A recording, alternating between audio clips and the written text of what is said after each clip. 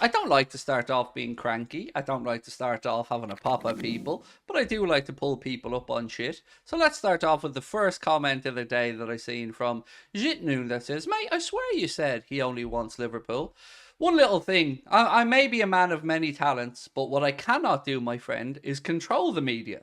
I cannot control what is said in Spain, what is said by Harry Redknapp, what is said by other outlets. I can only control my own words.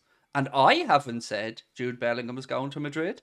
I haven't changed anything. I'm merely reporting what's in the media. And if you choose to throw your toys out of the pram early doors and have a pop at me, that's up to you. But again, I don't control the fucking media. I control my words and what I say. And we will go through it, and I will give you my perspective, and I will tell you why I think it's a load of nonsense. But again, maybe show a bit more respect towards me before coming in and trying to have a sly little dig. Again, it's the title of a stream. It's not a definitive fact. It's a question. It's a topic.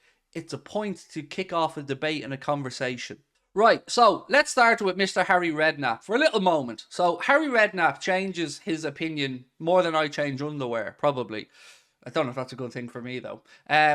So 1 minute he was saying that that Harry Kane wasn't going to leave Spurs because he's a Spurs boy, even though he isn't. He's a London boy. And now he's talking about him moving clubs. And now we're seeing him linked to United. So then Harry Redknapp says that, somebody close to the Bellingham camp told him that he wants to go to Madrid. And then, almost like clockwork, the next day, a story comes out of a paper in Spain saying Jude Bellingham has chosen his next destination and it's Real Madrid. Now, call me cynical, but I like to think this is just a media outlet, finding an easy way to link a Bellingham story to Madrid to get more clicks to put it out there. Have you seen it anywhere else? Have you seen any confirmation of it? Have you seen anything from Dortmund? Have you seen anything from Bellingham? Have you seen anything from any credible media outlets on this side of the water to say that Jude Bellingham has made his destination as Real Madrid? No, because it simply hasn't happened. So, chill. It hasn't happened. And also, the point that I don't know if people are willfully ignoring this or they're just trying to stir the pot.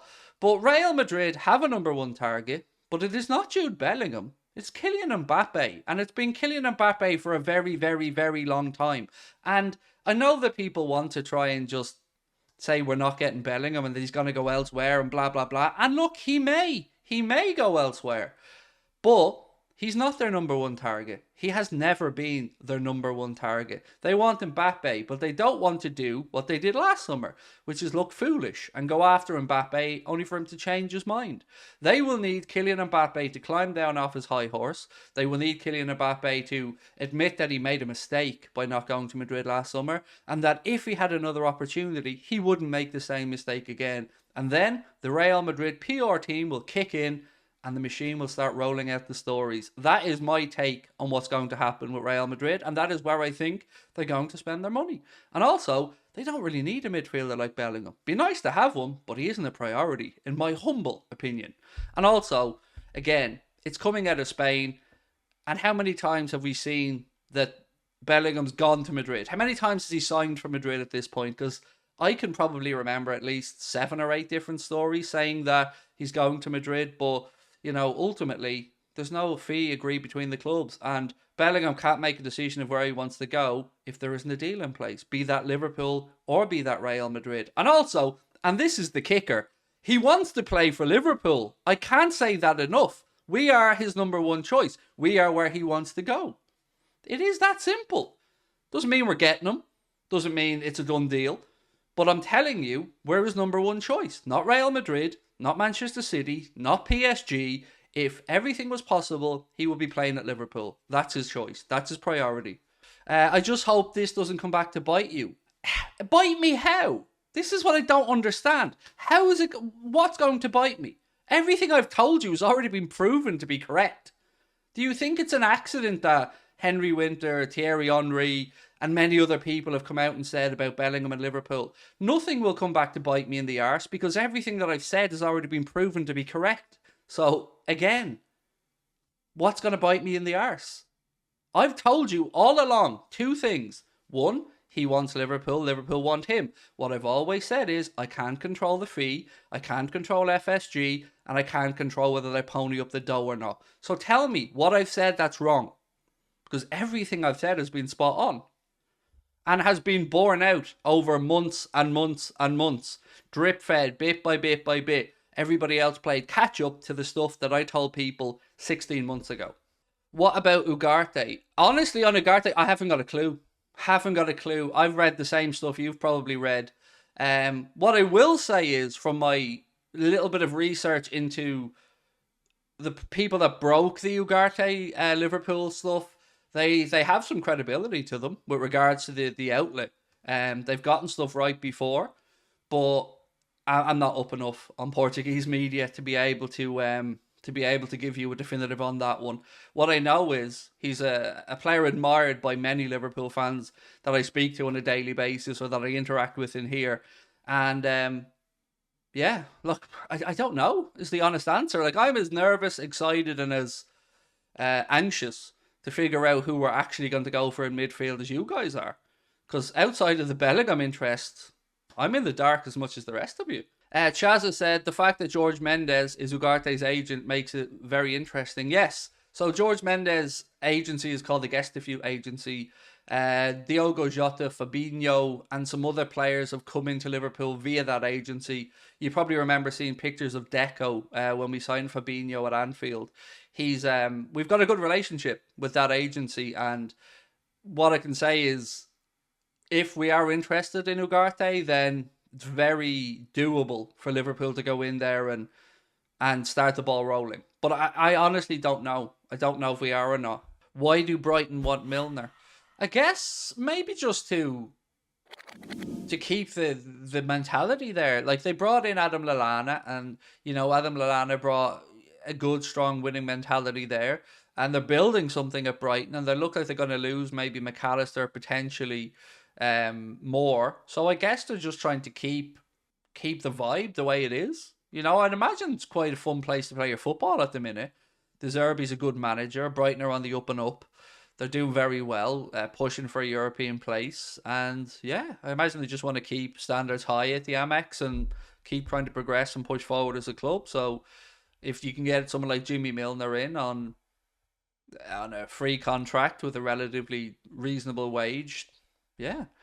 I think Brighton will be like Ajax team, got rid of all their players taken off them by bigger clubs. I honestly don't know. But I tell you what, I've been really impressed with De Zerbi as a manager. Really impressed with him. Replacing Henderson and Fabinho as a priority, said. Can we have a conversation on that, actually? That's a good topic, my friend. KS Lethal, thank you. So, I'm with you, right? I've said this on streams and I've been ridiculed for it, but I understand why people would have a pop. I would sell Fabinho and Henderson. I would. I'm with you. I would say we need to refresh and move on from them. So for me, Fabinho can be upgraded. I think he is on the decline. Henderson, it's a tougher sale for me to make. Like, it's a tougher pitch for me to sit here and say to you, why we should sell Jordan Henderson. But I don't think when we refresh our midfield that there is going to be a place inside the first 5 positions in midfield for Henderson. So, and if you take it that Trent is, now an auxiliary midfielder or an inverted midfielder or whatever you want to call that role, I get nervous. I get nosebleeds when I see Jordan Henderson being our furthest player forward on the right-hand side. And I was looking at an article in The Athletic today which was speaking about the new role Trent has and the positioning our players take up on the pitch, and seeing Hendo on the heat map ahead of Salah at times, it's strange. But in credit to Henderson, he was putting in some decent crosses against West Ham. But look, I've got to say, if he wasn't their club captain, I feel like this argument I'd make about selling would be a bit easier. But I also love that people are so respectful of our captain, because he deserves that respect. He's an immense leader. He's a great fella, and he's been a wonderful captain for a football club. But time waits for no man, and Jordan Henderson, like Fabinho, his best days are behind him. That's my take on it. So if we're really going to be ruthless and we really want to push on, then there are some players there that I think could be looked at moving on. But then again, look, there is something to be said for Klopp wanting some continuity of leadership and stuff like that around the dressing room. And if you're losing Milner, you're losing. Now, this is going to sound like I'm taking the piss, but I'm not. If you're losing Oxlade-Chamberlain, because what we say about Chamberlain, he is, I'm sure, a good lad to have around the club. So you don't want to change the culture of the club too much. But if we're looking at it from a purely footballing perspective, I think there are players at our team that are certainly past their best. Do you think Bellingham is the type to force his way to Liverpool? I don't think there's a need for him to force it. It's a really tricky situation because obviously Dortmund deserve to be treated respectfully because they've done really well by Bellingham. Whatever we think about wanting them to come to Liverpool, they've treated him and his family very well. They've done what they've promised him they'd do. They've helped him develop. They've given him the platform. They've given him the minutes. They've given him a good team to play in. So he's every right to want to be respectful to them because they deserve to be treated with respect. But at the same time, every week that goes by where his contract's getting closer and closer and closer to the end, and this is the summer where it's the last bit of real leverage that Dortmund have over this situation. If he doesn't move this summer and, stays on or whatever, it's just going to mean a hugely reduced fee next summer. Unless he does what's been mentioned by a couple of outlets. And again, I don't know if there's truth to this or not. But this talk about him signing an extension with an £80 million buyout clause. I don't know if there's truth to that or not, in all honesty. What do you think most realistic transfer window budget is? I'm somebody that doesn't think we have a budget. I'm somebody that thinks that we get players Klopp wants if we can afford them, if that makes sense. Now, maybe I'm in the minority on this one. But for me, if you let the world know you have a budget, or even if you let your manager know you have a budget, it doesn't seem like the right way to manage a club if you're an owner. So like, if I was an owner, even if I wanted to spend money, I certainly wouldn't be telling my manager, you have 200 million to spend. I would say, who do you want? Who do we need? And how much do you think they're going to cost? And then we go from there. Because, like, if you're a parent, imagine saying to your child, how much do you want for your birthday? Or if you're a child, imagine vice versa. Like, you ask what's wanted and then you figure out if you can afford it. I know that's a long-winded answer, but I don't know if there is a number for the budget. I'm sure there's a number we can't go above maybe, but I don't think it would be a situation where FSG would say, Jurgen, we have 100 million off your pop, or we have 200 million off your pop. So that makes sense because it's about getting the right players. And I guess as long as we can afford the players that Klopp wants, then that's job done. But what worries me, and I can only speak from my own reading of the situation here, is anybody else starting to get a bit nervous that seems to be no movement on any minority shares getting sold or any investment coming in? Because we've gone from a situation where we had that David Ornstein story broken where the club was potentially up for sale to that being poo-pooed, and then the club are looking for a minority investor, but even that's gone very quiet. And the closer we get to the summer window without hearing about investment, the more I feel like FSG are potentially going to pull a bait and switch again. Yeah, and that worries me. That worries me because we should be hearing about money being freed up at this point, in my opinion. And the bigger confusion for me is all the happy clappers who just say that everybody else is ungrateful. That, how dare we question the gospel according to John, because John's delivered a Premier League and a UEFA Champions League and a Jurgen Klopp and a new stand and an Annie Road end and a training complex. And yeah, he has, almost by accident. And he hasn't done anything to push on from there. When we won the Premier League, we didn't go out and build a squad then that was going to create a dynasty, did we? We didn't go out and make it known to the league immediately that this isn't a once-off, that we're serious, that we want to build on this, that we want to be the top club in England for the next 10 or 15 years. No. We didn't. We sat on our fucking hands. We played the lads to death. We ran every ounce out of them. And now we're wondering why after a season where they completed every single game they could have humanly played in and had a World Cup afterwards, that we have injuries and our old midfielders are tired. It doesn't take a rocket scientist to work that out. But yet we're supposed to be ungrateful, right? We're being labelled as ungrateful for their questioning the gospel according to John. Sorry, doesn't wash with me. And I don't care if we've won one of everything. That's brilliant. I don't want one of everything. I don't want to look back at Jurgen Klopp's tenure at Liverpool and wonder if there was a little bit more we could have done, if Jurgen Klopp's legacy could have been a bit better, because we have a once-in-a-lifetime manager. Make no bones about that. We have a once-in-a-lifetime manager right now. And unfortunately, the frugality, for want of a better phrase, of FSG is holding us back. And nothing is going to convince me otherwise. Unless they're not going to loosen the purse string, so. He delivered nothing, Craig. The players and Klopp. Yes. And do you know what? And maybe you agree or disagree with me on this, but I almost feel like Klopp, Edwards, Ward, and the players are almost being punished for what they were able to do. Because I imagine John W. Henry's going, well, I kept them lean and hungry. I made them look for gems in the transfer market. I made them be creative. I made them go out there and find, players that were maybe undervalued. And maybe he thinks that this is a continuation of it. Maybe he thinks that he can keep this up, but the world's moved on. Football's moved on. There is no top 4 anymore. It's now a top 6 or 7, and it's getting more and more competitive every year. Newcastle have been taken over. Arsenal have come out of nowhere this season to be real contenders. United are about to have a takeover and have a new manager and have got a trophy in the bank and have another final and they're in a Champions League position. So we can't stand still. And I just feel like we are. Some of this is on Klopp, said Lance. No midfielder last year. 100% agree. The fact that Jurgen Klopp sat there with a straight face and told the world that we were wrong and asked how we could improve on the attributes of some of the midfielders that were at the club is laughable. No argument, Lance. It's laughable. The fact that it ended up with Klopp admitting that he was wrong and us ended up with Arthur Melo is a goddamn disgrace. It's a waste of a loan fee. It's a waste of wages.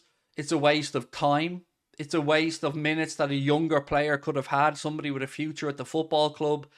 It's a joke. It's a laughing stock. And again, that just gets brushed under the carpet. When do we grow a backbone as a fan base? When do we actually speak up? Because I get it. People don't want to seem like we're petulant, spoiled arseholes of fans. I understand it. And I do know Liverpool's different. And I know, we're a club that gets behind their managers and we're a club that tries to, remain consistent and blah, blah, blah. But ultimately, football's moved on. We need to start acting like the big club that we are, or we need to start understanding that we are going to be also Rans, because there's only so many rabbits Jurgen Klopp can pull out of a hat. There's only so many miracles can be worked. There's only so many gems can be unearthed before other clubs and other teams start going through similar methods. And we've stepped away from the statistical, data-driven scouting that we were famed for under Jurgen Klopp, FSG, Ward and Edwards' time, and now we're seeming to go back to the eye test a bit more, which has proven to be wrong, and our manager's proven to be wrong. And I go back to the Julian Brandt versus Mohamed Salah debate, where the manager apparently wanted Brandt, and the statistical side of things wanted Salah, and kept pushing, and who was right? They were right about Salah. Look at him, he's been amazing. But the last thing you want is to be at Chelsea. Oh, no, mate. Sorry. Maybe I've come across the wrong way here, and that's on me if I have. We definitely don't want to be changing manager, pal. I didn't mean it that way. Chelsea are a joke in what they've done, and Todd Bowley is a joke in what he's come in and tried to do and the way he's gone about it. It's weird. So, yeah, no, I'm not trying to say that we changed the manager. No, we've got the manager. We've got the right fella. I just feel sometimes I'd like to see Klopp push back against the owners a bit. Mainly because there's very few times as a manager where you're going to be at a club where you are it. You are idolised. You are back to the hilt. You are a messiah. And Jurgen Klopp will be supported by the fans in whatever he does. If he was to step up and question the owners, he'd be backed. He'd be backed by the fan base. We know this. Todd thinks he's prime Alex Ferguson building a team. Oh, he's so bad. We get laughed at, right, on social media. You guys as well. And we're told, oh, playing fucking FIFA or playing Football Manager. Oh, look at it. It's not like that simple. Todd Bowley has come in and spent £600 million and made his team worse.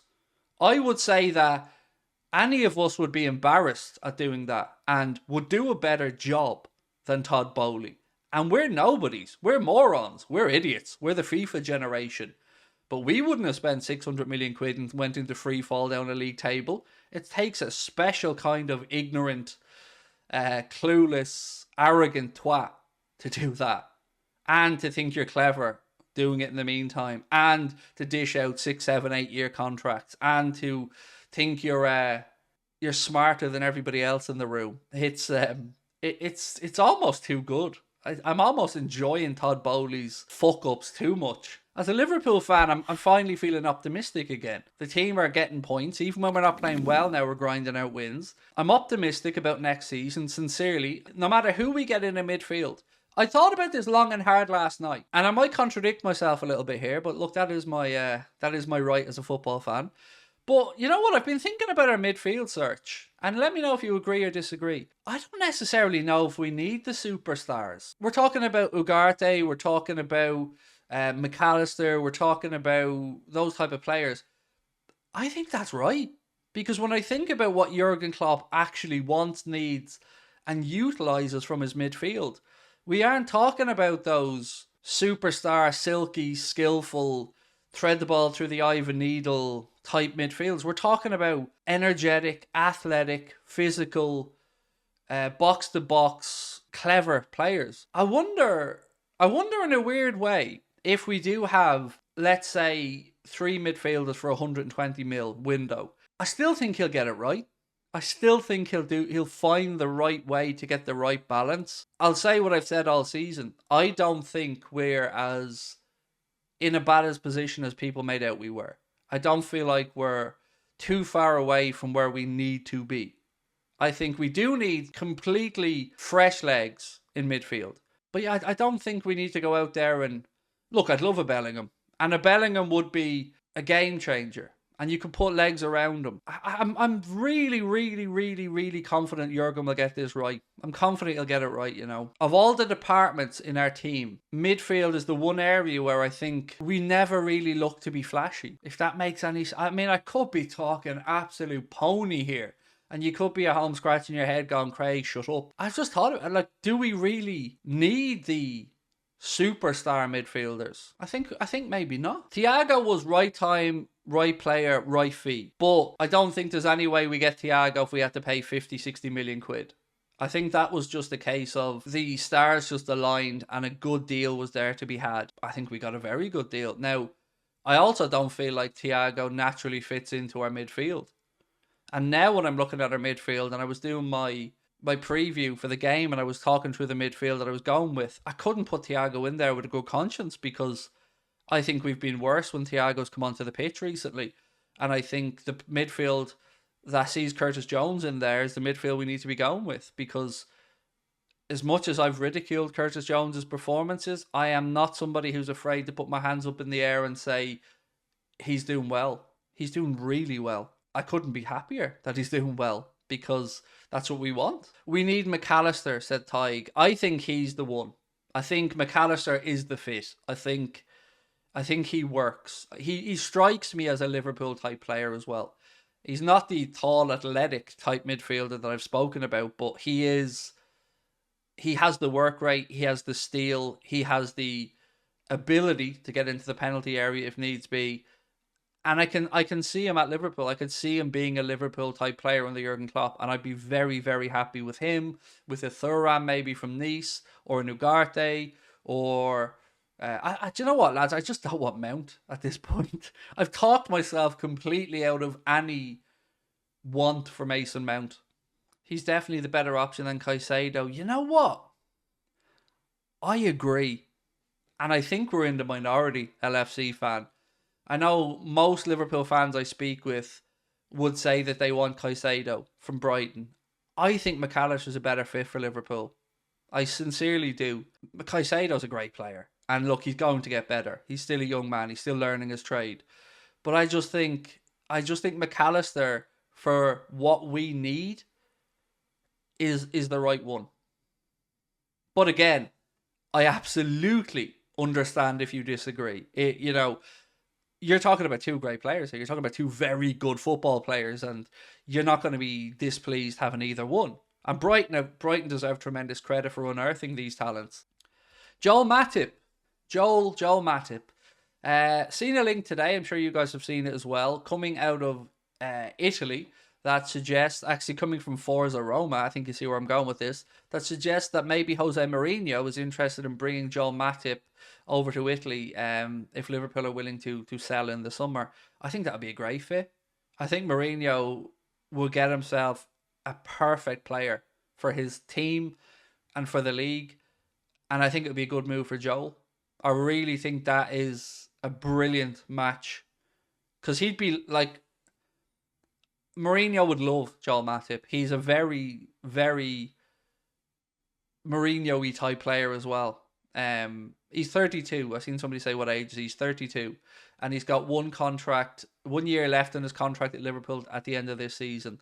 So if Liverpool are looking to move him on, I mean, weirdly, I'd like to see him at Roma. I would. I'd like to see him at Roma. I think it'd be a good move. I've not seen a number, by the way, and that's interesting. I've not seen a number mentioned about what we may look for Joel Matip. The number was 15 million euro. Oh, that sounds reasonable. And Wayne said the same. That sounds fair for a player with 1 year left on his deal who's 32 years of age that we got for free. So I guess that seems rather reasonable. It took a while for this story to actually come about, and I'd wondered what the hell was going on with this player and why he wasn't being linked more and more. But the story coming out from 90 Min today are saying that Ibrahim Sangare has been linked with a move to Liverpool.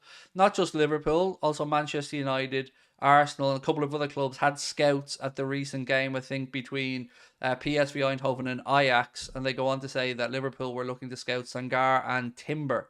So I'm surprised that he's still at Eindhoven. I didn't think that he'd be there at the end of the last window. I thought somebody would snap him up for 35 million. And if I remember correctly, that was the clause that was in his contract. But it went really quiet, and I started to wonder what's going on with Sangare because, yeah. And I'm not saying Liverpool are definitely interested because, again, I do not know. But I can understand it. I could understand the link. Reggae Dragon said, I'm a big Sangare fan. I feel like his size and motor would be amazing on the Klopp. I feel like Stonage mentioned this to us as well. You know, I like to give Chris his fair dues because he was the first one that ever brought up Gakpo to us. And I feel like Chris, if my memory's right, you know, Chris loves his stats. I have memories of Chris suggesting Sangare as well. Craig, did you see the Nice links today? Yes. So I'm going to move on to speak about those. Again, check out the Anfield Agenda Twitter account for these stories. Apparently, L'Equipe have said that Liverpool are interested in two Nice players, Kefren Thuram, who we've mentioned a few times here on the channel to you, as somebody who we've been linked with. Comes from good stock, you know, son of a World Cup winner. But then there was Jean-Claire Todibo. Now, I'm not going to fuck around and lie. I know absolutely diddly squat about Jean-Claire Todibo, and I mean nothing. Absolutely nothing. Wouldn't be able to pick him out of a lineup. So, thoughts on Todibo? Todibo was great. He's from La Masia. In that case, Jermaine, I should know more about him if he came through at Barcelona. But yeah, I don't know. Yeah, don't know much about the kid at all. You know, though, we were talking about Trent's new inverted role, and I spoke about it in a video yesterday. There was one little add-on to that I've only noticed after reading an Athletic piece as well, so full credit to the Athletic for pointing this one out. But so we speak about Trent, who plays now in this kind of 90-degree angle where he's inverted like this and doesn't go up the sideline with Henderson further up. But one other positive trait about that is that when Canade or Matip or whoever it is in the right centre-back position, when they have to step across if an attack comes down our side. What I didn't notice until the Athletic pointed this out is that the straight line that Trent now runs to get back into almost a centre-back position, and you probably remember a couple of times Trent broke up play against West Ham just ahead of our 18-yard box, and that was from that tracking back in a straight line to break up play. So again, that's another little, just a little note, I guess, with regards to keeping an eye on his new position and how it impacts the defence. KS Lethal said, I think part of the reason our defence has been so woeful this season is because of the midfield being so wide open. Agree. No defence in history has done well without a midfield that's able to cover in front of them and track runners. We will see a resurgence next season. Mate, no notes. No notes, dude. Absolutely agree with every word you've written. You probably add a bit more to what you've said. I think that we've also needed our front players to be pressing more, and the press wasn't as it should have been. Which is why I disagree with people who are pushing for Darwin to start. I think Klopp's decision making has been spot on in going for Jota instead of Darwin, because the system, the pressing, once we get the press right, once our players are pressing as the manager wants them, you then see Liverpool start to condense the pitch into a much smaller field and move 10 or 15 yards higher, with the hope, of course, to cause turnovers of play. And it's not rocket science. If you win the ball back higher up the pitch, you've less distance between yourself and the goal. And we like to condense the pitch. We like to use the offside trap to our advantage. And we're at our best when we create these moments of chaos. So, yeah, I agree. But I would just add in that I think the forwards, and they have been better. And who would have thought I'd be uttering these words? But Curtis Jones has been a pivotal reason why Liverpool have been back at it in the recent, I don't want to say 4 games, because I don't think the press was as important against Forest in that game. I think they just sat back a bit and the game just became a bit mad. But Curtis Jones against West Ham, sensational. Absolutely sensational. Trent, baller, absolutely playing worldy. But I can't help but say, like, I'm blown away by Curtis Jones' energy, intelligence of his press, and his determination. Lads, I couldn't be happier, and happier to be wrong. I hope he can keep this up, because he's starting to look like the real deal. He's starting to look like maybe Klopp's persistence, maybe Klopp's patience, maybe Klopp's belief was right. Asa Pax has said, Curtis Jones, despite putting in good performances last couple, still has so much, still gets so much from many LFC fans. It's sad to see. See, right, I'm a gobby fucker. We know this. I'm a reactive, emotional, mouthy clown. No argument. But what I'm not afraid to do is put my hands up in the air. You know, if I criticize a player and that player in the next 6-7 weeks starts playing well, I have no problem coming on here and saying I'm wrong. He's been brilliant. Fair play. And I wish some people would understand, because some people just quote stuff all the time and saying, like, you said this, like, we're not allowed to change an opinion, or we're not allowed to form a new assessment of what we've seen. Wouldn't it be worse if I wouldn't change my mind, if I just had an agenda against the player and I wouldn't let it drop, no matter what they did? Surely the fact that I or anybody is willing to reevaluate some of these form is a good thing, or a natural thing at least. Father Dick Byrne, how are you? All the way from Craggy Island. So Curtis Jones is the passion and heart the whole squad had during the Champions League win. And you know what?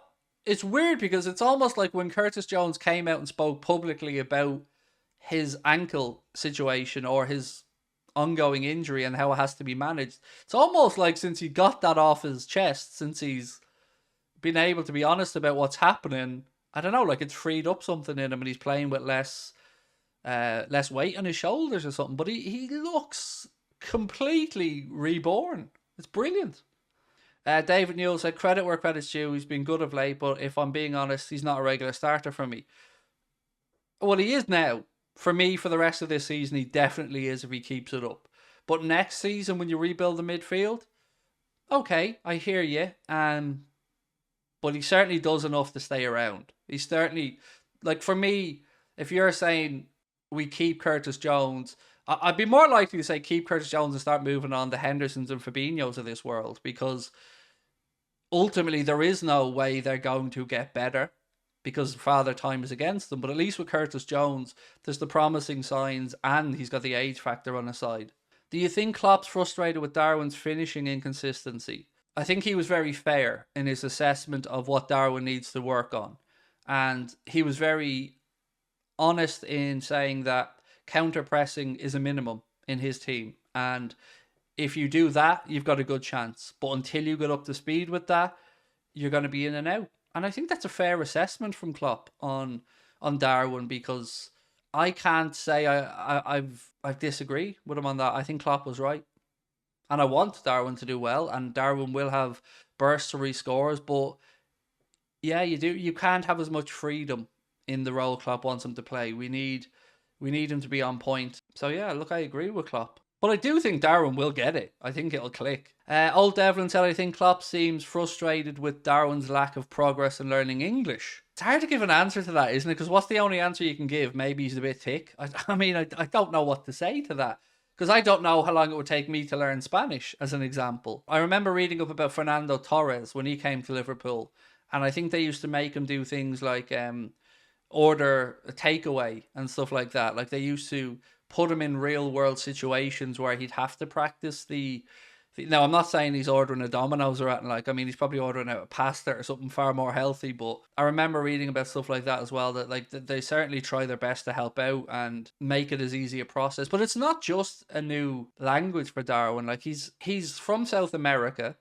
He's moved to Portugal, where again, language barrier, albeit probably closer to his native Spanish speaking tongue. And he's been there. He's been over in Spain, obviously on loan as well, and now he's in England. With a big money move at a huge club, and don't underestimate the weight of playing for Liverpool and what that means and the eyes of the world that are on you. So, yeah, look, I think Darwin's a project, and I think we need to be a bit more mindful that some players like Cody Gakpo can drop straight in and be brilliant and understand it and get it, and other players take a while. But it's about the long-term goal, and I think long-term Darwin Nuñez will be just fine.